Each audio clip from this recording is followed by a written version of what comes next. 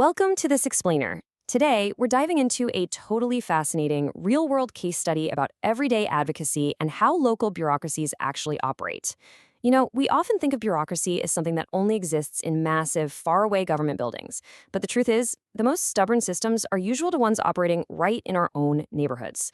Today, we're looking at a story of community landscaping that perfectly captures the friction between top-down administrative decisions and individual expertise. Okay, let's dive right in. Let's kick things off with this incredibly raw, emotional quote from Mama. She's a plant botanist, an absolute expert in her field. Yet she's facing a seemingly immovable local management committee in her own residential society. The committee had decided to stop watering the common area plants so they dry out and could be replaced. When Mama found out, her immediate reaction was this deep sense of powerlessness. She knows exactly how to care for these plants, but the administrative gears were already turning without her. So, let me ask you, have you ever been in that position? We've all been there, right? Staring down a collective decision that feels entirely wrong but completely unstoppable.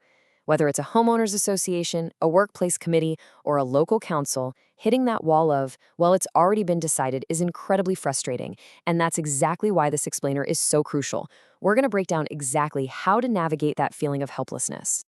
Right, let's get into Section 1, the roots of conflict, aesthetics versus botany. It all started when the watering of common area plants abruptly just stopped. This perfectly highlights the core of the conflict because you've got two entirely valid yet completely competing interests here. On one hand, you have the management's perspective.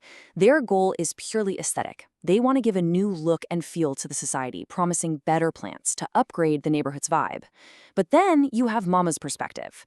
As a botanist, she sees that the existing plants are flowering and perfectly healthy. Her goal is conservation and practical botany. It's a classic clash, really. The administrative desire for a shiny new upgrade versus the scientific knowledge that the current ecosystem is already thriving. Which brings us to Section 2, the bureaucratic wall and the power of the collective. So, Mama did what any passionate expert would do, right? She went to management to argue her case.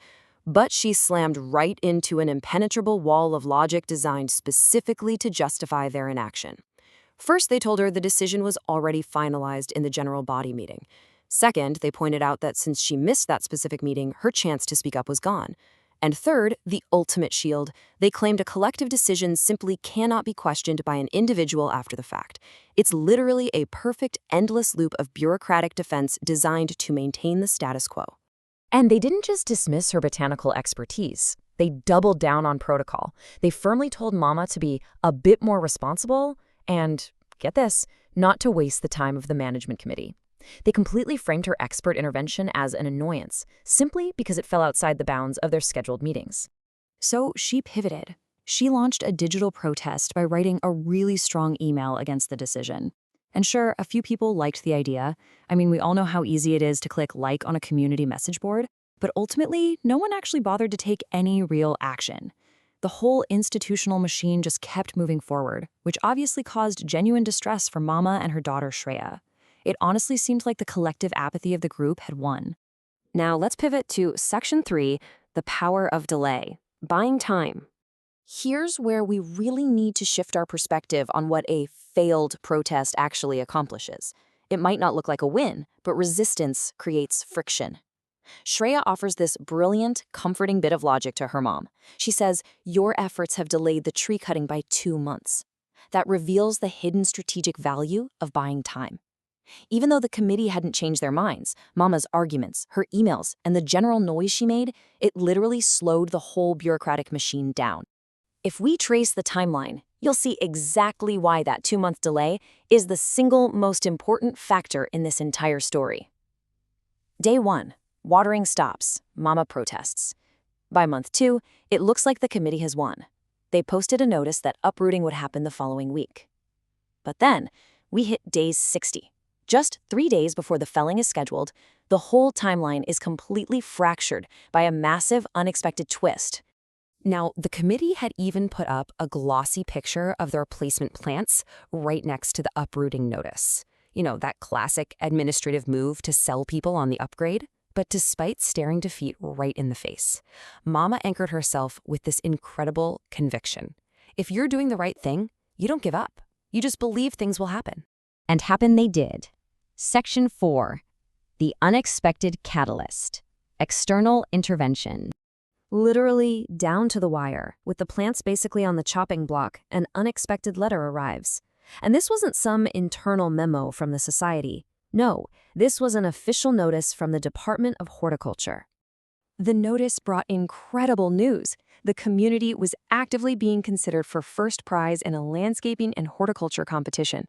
Because of this, an official inspection was going to happen soon, and management had to guarantee full access to the existing grounds. In an absolute flash, the management committee's priorities completely shifted.